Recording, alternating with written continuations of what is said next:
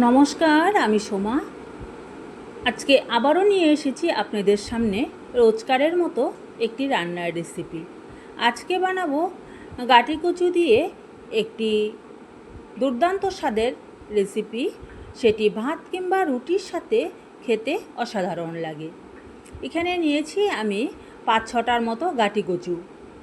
কচুগুলোকে এবার ভালো করে ছুলে আমি এগুলোকে টুকরো টুকরো করে কেটে নেব।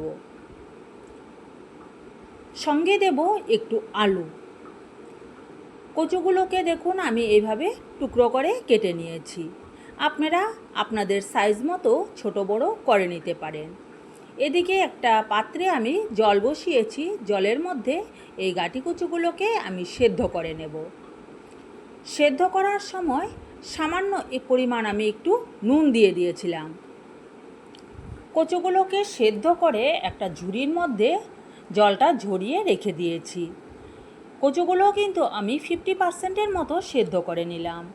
এখানে মাঝারি সাইজের দুটো আলু ডোমো ডোমো করে কেটে নিয়েছি। এবার চলে আসলাম রান্নার কাছে। কড়াইতে সর্ষের তেল দিয়ে প্রথমেই আমি আলুগুলোকে ভেজে নেব। আমি রান্নায় যতটুকু তেল লাগবে সম্পূর্ণ তেলটাই আমি প্রথমেই দিয়ে দিয়েছি। আলুগুলো ভাজার জন্য পরিমাণ মতো আমি নুন আর সামান্য একটু হলুদ গুঁড়ো দিয়ে আলুগুলোকে বেশ সুন্দর করে একটু ভেজে নেব।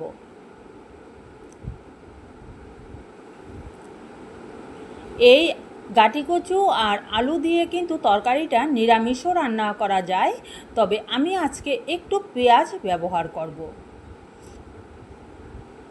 আলুগুলো দেখুন আমার বেশ সুন্দর ভাজা হয়ে গেছে। এবার আলুগুলোকে আমি তুলে নেব। গাঁটি কচুর এই তরকারিটা খেতে ভীষণ ভালো হয়। আলুগুলোকে তুলে নেওয়ার পর সেই কড়াইয়ের মধ্যেই আমি দিয়ে দিচ্ছি এবার গাঁটি কচুগুলোকেও একইভাবে আমি একটু ভেজে নেব।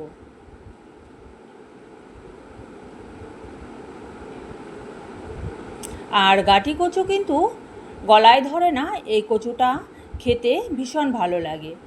সামান্য একটু নুন আর একটু হলুদ গুঁড়ো দিয়ে দিলাম কচুটার মধ্যে।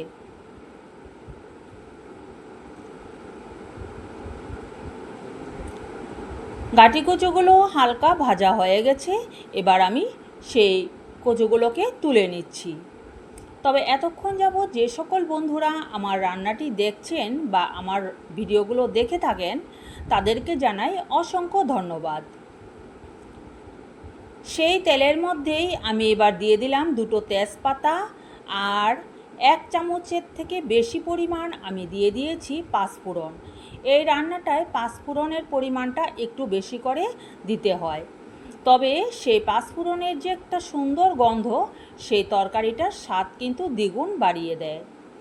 বড় সাইজের একটা পেঁয়াজকে আমি খুব মিহি করে কেটে নিয়েছিলাম। সেই পেঁয়াজগুলোকে এবার আমি দিয়ে দিয়েছি। দিয়ে পেঁয়াজটা হালকা একটু ভেজে নেব। দিয়ে দিলাম 4-5টের মতো কাঁচা লঙ্কা। পেঁয়াজের সাথে কাঁচা লঙ্কাটাকেও আমি একটু ভেজে নিচ্ছি।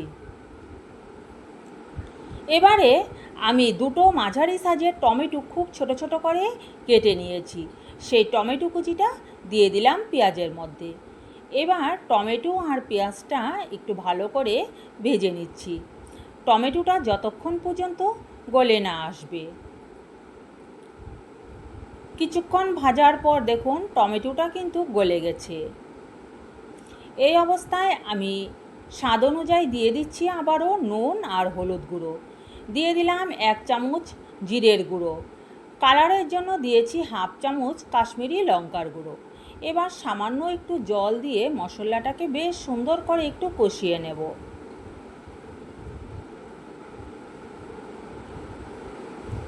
মশলাটা যখন সুন্দরভাবে একটু কষানো হয়ে যাবে তখন আমি দিয়ে দেব আগে থেকে ভেজে নেওয়া আলু আর গাঁটি কচুগুলোকে।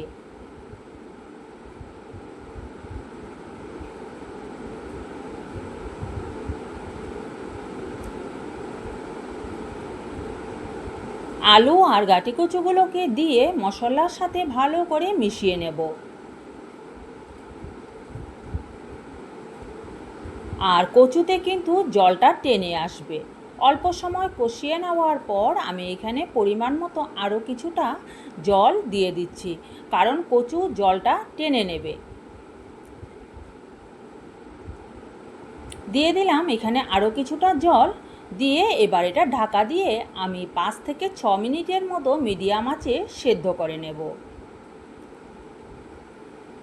কিছুক্ষণ সময় রান্নাটা করে নেওয়ার পর দেখুন কচুগুলো কিন্তু আমার আগে থেকেই প্রায় 50%-এর মতো সেদ্ধ করা ছিল। এখন কিন্তু আলু কচু সব কিছুই আমার সুন্দর সেদ্ধ হয়ে গেছে। এর চাইতে আর বেশি শুকাবো না, শুকালে কিন্তু একদম যখন ঠান্ডা হয়ে যাবে তখন এটা গাঢ় হয়ে যাবে। নামানোর আগ মুহূর্তে দিয়ে দিলাম 1 চামচ গরম মশলার গুঁড়ো। আমি এখানে শাহি গরম মশলার গুঁড়োটা ব্যবহার করেছি। এবার গরম মশলার গুঁড়োটা দিয়ে অল্প সময়ের জন্য ঢাকা দিয়ে রেখে দেব। তারপর একটা পাত্রের মধ্যে তুলে নেব। তবে কেমন লাগলো বন্ধুরা আমার আজকের এই রান্নার রেসিপিটা, তবে অবশ্যই কমেন্ট করে জানাবেন। আর গাটি কচু দিয়ে এইভাবে রান্না করে খেয়ে দেখবেন, অসাধারণ লাগে রান্নাটি। আজকের মতো এই পর্যন্তই। আপনারা সকলে ভালো থাকবেন, সুস্থ থাকবেন। আর আপনি যদি আমার চ্যানেলে নতুন বন্ধু হয়ে থাকেন তবে অবশ্যই আমার চ্যানেলটিকে সাবস্ক্রাইব করে পাশে থাকা বেল নোটিফিকেশনটি অল করার অনুরোধ রইল। তবে আজকের মতো এই পর্যন্তই। আপনারা সকলে ভালো থাকবেন, সুস্থ থাকবেন। আবারও দেখা হবে অন্য কোনো দিন অন্য রকম রান্নার ভিডিওর সাথে। Bye bye.